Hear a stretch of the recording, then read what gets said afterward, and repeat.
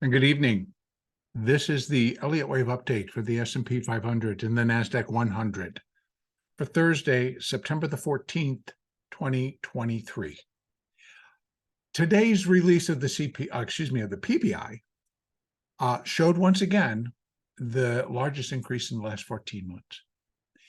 And so inflation is still around. But as I alluded to during yesterday's update, that the response that we got from the CPI number also coming in the highest it's done in 14 months, or the largest gain, I should say, in 14 months, produced a pretty strong upside move. So, and when I got today's number, I was a little bit more prepared, let me say, that initially they drove it lower, and that was great, and as soon as they started to buy it, joined the party. And it ended up being some really solid, nice trading to the upside. Now, I will say in the first couple of hours of trading this morning, it was fast, it was quick, it was jerking around to both sides, but not 100% impossible to trade. And depending on what your risk profile is or how you can handle those types of moves, particularly in the NASDAQ, I will say, they were quicker. The market normally on an opening can jump between $3 to $5 to $7 at a clip, and today those moves were $10, $15, $20 at a clip, NASDAQ dollars. So and it's $5 a tick, $20 a point, and it's moving 10 or 20 points within a minute. So it was pretty quick and throwing itself all over the place. So it did take a little bit of, I hate to use the word experience, but just an understanding of how to manage your risk and how to read the market. But once you were in tune with that, it was a good day. It was a good day to trade because once trends punched into line, for example, we had this very strong sell-off. It was likely at the 10 o'clock to 10:30 time frame, so it would have been right in here. So it kind of started there, we got it, and then we drove all the way down and we went to which ended up being, I believe, session lows for today's session, and then just kind of plowed higher and then continued just to plow higher. So I'm starting here with the S&P 500, and I'm beginning on the hourly chart, and I just want to review a couple of things that I really do want to review to make sure that I'm being clear. Is that what I present is what my Elliott count basically is the way it's being left at the end of that trading day is telling me, but I give both sides. So I give an upside and a downside and what to expect or where those break points would be that would push to an alternate count, which I'm also going to review again tonight, because that's what happened today. We jumped above 45.41 and we kept going, and that pushed the alternate, which was just suggesting that I had put wave 2 here, and what that suggested on that break above that high was that wave 2, the minute wave 2, was not complete and remains in progress. So, and I believe I even said if it breaks here, we're going to be looking for 45.55. A break above 45.55 takes us up to 45.75, and a break above that level raises the chances and remains in force right now, raises the chances that the minor wave 2 is still in progress. So how I come about these, it's like this is the count as I have it, but I have alternates which would suggest that, okay, the move is going to continue. And how do I come up with that too? Well, part of it would be is that we had an ABC up. I'm looking for an ABC up after we got that minor wave 1 complete. That came in like a T, came in clean. That puts the minor 2. And then we got what I thought was a 5 down, and so I'm labeling that minute wave 1 of minor wave 3. So, but how would that change? Well, it would turn into an ABC and an X wave if indeed the market decides it's going to break and then break above 45.98. Why? Because a second wave cannot go beyond the starting point of the first wave. If that's the case, it's not a wave two. It's not a correction of that. So therefore, this would be in continuation, and it becomes an X wave. And what we're looking for is a second ABC. Now, and we're still getting that ABC, but it's now extending. So within the context of the minute wave two, it has to basically keep itself below 45.98. That was that high on the 1st of September. A break above that level, this comes off, this moves over. And again, we're still in that ABC. So if it holds below here, it will still be in that ABC, but then it's still going to remain a minute two, and the market should still really turn and fly lower. If it goes above it, it's still going to remain a wave two. It's just going up a degree, and it's still going to be that the minor wave two is still in play. I'll flip out to that 4-hour chart so we get a little bit better look. So here we have minor one, right? The completion point of all of up to the primary B wave. So we're in starting from that top, we're in a primary C wave going down.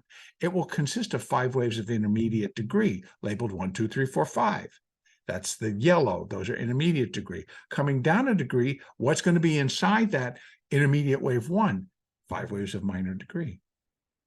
So there's minor wave 1, minor wave 2. If minor wave 2 is still in progress, then this would then be ABC. This has to move. If it breaks above this level, this becomes an X wave, which is the intervening wave pattern in between a double ABC, X, ABC. So we would be still, in an ABC. So if this continues to plow and goes a 4 and a 5, and we end up breaking above there, it's just going to flip the degree of this second wave over, and it'll continue to be a minor wave 2. So what would be the alternate beyond that? Beyond that, the alternate would be if it breaks above this high, which is 46.85, then the primary B wave is still in progress. And what this then turns into, instead of a minor wave 1, it turns into minor wave 4, because then we're going to be taking it from here, and this high becomes minor wave 3. And so this all then becomes minor wave 5. But it already is kind of telling me probably not, because I'd have to be able to look at this as it's forming a diagonal triangle. And right now, I'd be connecting these, and I'd be connecting these, and they're just forming channel lines right now, versus actually, I'd have to connect the top of, this would be wave 1, this would be wave 2, 2 would connect to 4, 1 would connect to 3, but it has to start to diagonal. So in other words, it has to start forming a wedge as it goes up to the pinnacle, as it gets up to that top. I don't see that happening.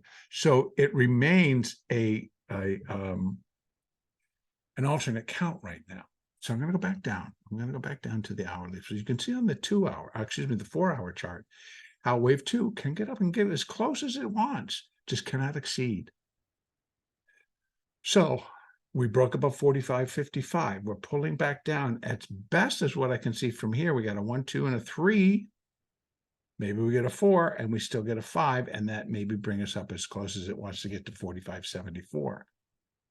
Now, what's kind of behind all of this? Because on top of all this, we do have 2 days where inflation is continuing to rear its ugly head, and crude oil, $2 today. Crude oil has jumped $12 in a week. Right, we can look at that, $12 per barrel. So that's inflation, and that's going to come down the line, because how does it come down the line? Well, it gets refined, and then we're going to be paying $5 a gallon here in California or above. We're already at $5 a gallon. Is it going to be $5.10, $5.15, $5.25? How's the price of gas? That's inflationary. It's costing us more. So again, what's the resolve to that? Well, the Fed, as they've said, in order to gain control, they raise the interest rates. They make it a little bit more expensive to have money, to borrow money, because you got to start reeling it back in rather than giving it out. You got to reel it back in. And it does create pain for those of us on the retail side, which is basically all of us, people, because we're paying more. We're paying more at the grocery store. We're paying more at the gas pumps. We're paying more for our own utilities. We're paying more for the products that we use. Inflation is not something that works. Inflation is not something that benefits corporations. So this whole move, what is it really telling us? What's really going on? And he was like, well, if we keep it on a technical basis, we can fill in all the blanks. And so on a technical basis, I believe that all this week, most of these rallies and the strength of these rallies has been because of options that expire. Now, we have a quadruple expiration tomorrow on Friday the 15th. So quadruple means we've got them expiring in equities, we got them expiring in treasuries, we got them expiring in commodities, we got them expiring in precious metals. We've got a lot of stuff going off the boards tomorrow. So that affects many, many different markets. Now, on top of that, we've had basically zero DTE options, which I don't want anybody to get the wrong impression. I am not against zero DTE options. They have added tremendous volume to our markets, both the options wise and the futures or the underlying, tremendous volumes. Now, I will note today, this future, both the S&P and the NASDAQ, a little bit on the light side. For the amount that it was moving, a little bit on the light side. So really, to me, again, because I watch these things, I noticed in Apple, they came up, they monetized puts and calls. Strike prices that are going off tomorrow, they're going to figure out their positions and they drive it down. That monetizes the puts. When they're done, that's over. We'll get rid of those, and the stock goes straight back up. What do you want monetizing next? The calls. Get there, that's all done. Then what's up next? So that's going to continue double time tomorrow, and it will go to the SPX, to the ES, to the NQ, to the Qs, to the SQs, TQs, to the spiders, to the diamond, to you name it. They all have options that will expire tomorrow, and it's going to be based on a strike price. And your market will go to these different levels as options come in the money or out of the money. And then we're dealing with gamma flows, a whole other conversation. Please just leave it to say that it's going to get probably a little bit crazy tomorrow. Now, these rallies, except in the Dow rallied strongly today. But the NASDAQ up 125, yeah, it's a nice day. It's a nice rally. But in terms of, we've seen it's like when it's up 200 or 300, that's a real good push. That's a real strong push. We still had stocks that were getting annihilated today. Apple was down great part of the day. They opened it. Then Netflix got absolutely hammered today. NVIDIA only closed up less than $1, was down most of the day. So we get this balance where the rallies were good, but they were limited to different levels. That I think can continue tomorrow. So let me just double check, because I have to want to make sure. I don't remember. I think we do have something coming out tomorrow. So yeah, we do. So tomorrow we have at 8:30 a.m. we have U.S. import prices, the Empire State Manufacturing Survey, 9:15 industrial production, along with capital capacity utilization, and at 10 a.m. consumer sentiment. Not as strong as what we saw today, but they could have a little bit of a push. Again, we're starting that both the CPI and the PPI coming out with the largest uptick that we've seen within them.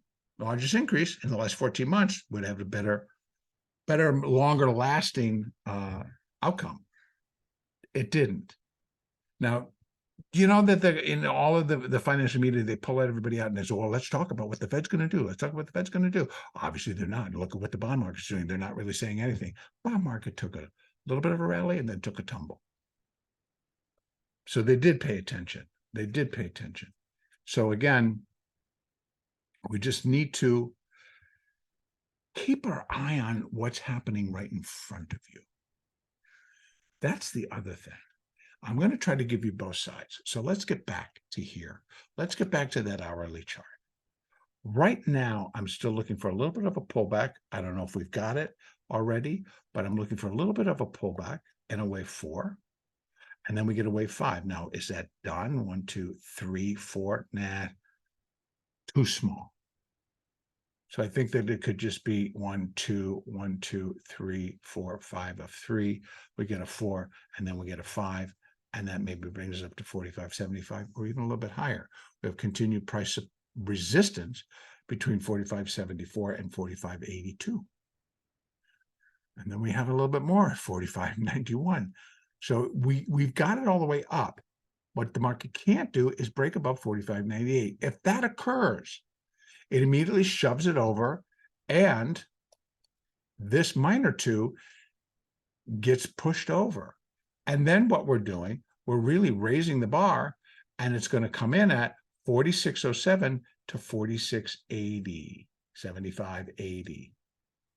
And then I'm going to go back out to the 4-hour chart to show you that then takes us out to the top of wave B. So a lot's on the line right now in terms of how this all clicks in. But my bottom line now, and to tell you the truth, whether wave B is not done and we continue to go up and we get up closer to 4,800 before all is said and done, what comes next is still going to be dramatic. So, but how do you want to play it is what's going to be important. Because if you're shorting it here and you got to run up to here, you're going to be cussing at me. So hedge, people, hedge, trade intraday, because the ultimate response is still going to be that when this is all done, whether it's here, here, or here, is that we're going to turn and we're going to nosedive, and it's just not going to be pretty. So all of this, well, we got to get long. That may be true, but keep it in the right time frame. This isn't a new bull market. This isn't something, okay, we're just going to the moon. You got to realize it's like, where am I going to put that? What's going to be the catalyst? Interest rates are going to go down, or interest rates are going to go up. If interest rates going up is the catalyst for the market to go up, that's nuts. I'm just going to leave it right there. Now, back to what we can see for tomorrow. Again, right now, because we're above here, we might come down and we might drop back down to 40, 45, 41, 42, maybe even down now, the 20s at 41. And maybe, I don't think it's going to drop all the way back to 45, 32, but it could. Just cannot get below here. 45.31, I'm going to call it. And I want to see it below there, because then wave 4 would overlap wave 1, and that would not be, then this is something different. It's not a 5-way structure. So in other words, it's like, we got a lot going on, but those are the levels. If it comes back down, even overnight, breaks below this level, then this ABC and that 2, it's done, and we're dropping in a third. Now, if it holds above it, goes above and gets above 45.75, but starts heading, but doesn't get above 45.98, then it's still going to be a minute wave 2. A break above 45.98 suggests that all of this, that the minor wave 2 is still in progress. Then this becomes X, A, B, C, and we're still likely going to get stuck here at 46.07 or somewhere above 4,600 to complete the minor 2. Still, what comes up next is a decline. But you got to live through that. And you knew, and actually, you're going to want to be able to trade it. And there'll be several different ways. I do not recommend trades. That is not my position or my job. But there'll be plenty to trade. So again, if you're a position trader and you're just trying to build a short position to capture what's coming, you're likely going to go through a little bit of pain if you're already short, and many of you are. You could hedge. There's different things you can work a position. Again, I'm not the one to be dictating how and what you trade. But I will tell you, I will be trading direction. I will be trading what the market is doing intraday tomorrow. That's what I do. And I trade price action. So again, it's what the candles are telling me. It's what the price action is telling me and what the market is actually doing. Now, as a day trader, and I day trade basically the NASDAQ future, there's plenty to do. And there's plenty of time you stand aside because it's confusing, and there's plenty of time you jump in. Here in the S&P, both sides. I do believe we pull down in a wave 4. 45, 41, 42 seems like very good level to pull down to and then rally again. Anything above the current high begins to fulfill the necessary process to complete this move. We have resistance at 45.74 up to 45.82. If that level starts to get exceeded, we can get as close as we can to 45.98 without breaking it. If it breaks, then this is the first level. And then we have, I think, 45. We don't really have, it goes 618, then equality, which puts it way up here. I definitely am not really looking for it to get up that high, because I do believe that B wave is complete. So I'm going to be feeling I can get in here. And the fact that we're in 1, 2, 3, 4, and this would be the 5th, it would have to be a very extended, very powerful 5th wave. So putting that all into perspective, 45.75, yeah. That I would definitely look for, up to 82, and maybe as close as it can get without going over, is what I'm basically feeling. Now, downside. If it doesn't here, and what we do is we get a downturn and it breaks below 45.30, then this wave is breaking what would be considered wave 1 of 5 for wave C, giving us a high suggestion that wave C is done, and so is a minute wave 2. So I'd be looking for it to actually get down there, break it, and keep going, and break 44.85 and keep going. Because we're going to be getting more signals that it's all done. It's all done. Moving average-wise, I'll tell you what also supports that this market may just sit flat until next week. Right? So we may get up here and break. They may go push this simply because people are going to cover, people are going to get excited, people are going to be like, it is moving on higher, higher, higher. And so it just goes based on how things are trading. And if that's the case, this 200-day, this 50-day moving average on the daily, right? For this is the EMA. Well, now it broke and it closed above the SMA. That gave it this little extra push to get it way and close above there, because okay, we're above that 50. We're holding this 50. Both are flat. So it would not surprise me that the market hangs out between the two of them until we get our decision next Wednesday. Now, that's a long time to hang out. That's a bunch of ABC, XABC. It could just keep rolling in a wave 2. Okay, so here we have the picture. Take it back down. We have the picture here and here. We got this rolling back and forth, back and forth, back and forth, back and forth. And one side doesn't break the other, but it can stay in between it. So it could be ABC. We get it next, and we do another ABC, all between tomorrow and next Wednesday. So we have upside, downside. But if it breaks this wave 1, and then again breaks here, now I'm going to say wave 2 is done. Remember, wave 2 cannot really, it can't go this direction. It can't exceed the starting point. It can exceed the ending point, because it would be in terms of, it would have an irregular 2. They're not that common, but I'm seeing more of them. So we got a lot going on. Best scenario, it sits between. You just move back and forth. And then it's good day trading. It'll drive you crazy if you're a position trader.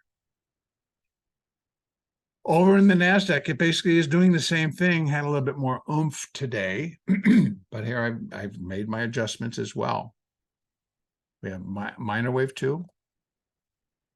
And we have minute wave, minute wave 2 still in progress. So minor wave 2 complete, minute wave 1, minute wave 2 still in progress, minute wave 2. We have the A and B of minute wave 2. We're in the C wave 1, 2. This was kind of strange, but I'm going to leave it alone for right now. Maybe that was the 4. I don't know, but I'm going to give more time for it to come down. But I'll tell you what, if this is wave 1, it's already come down. It's been breaking this thing forever. But in a wave 4, it can't. In a wave 3, internally, it could. But a wave 4, it can't. So again, it depends on where we want to put that wave 1. So we're getting tight here in terms of what the market can and cannot do without breaking the pattern and telling you it's something else. But here, we broke above 15,695, 694, 696 actually was that high.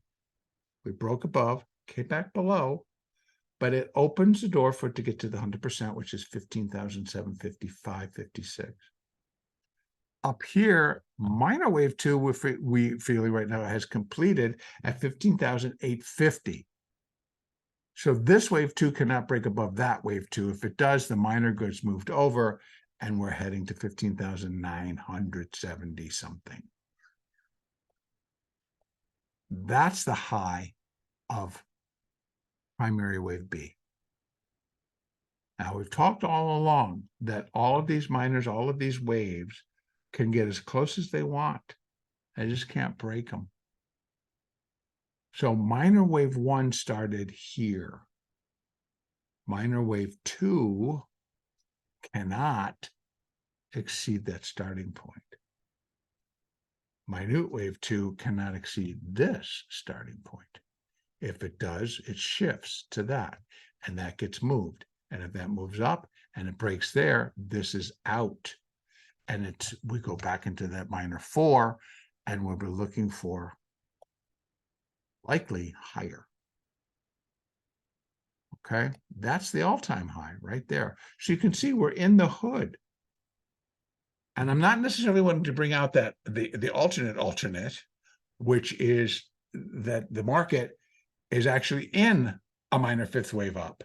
And we could very possibly create new all-time highs and still turn around and die hard, die really hard.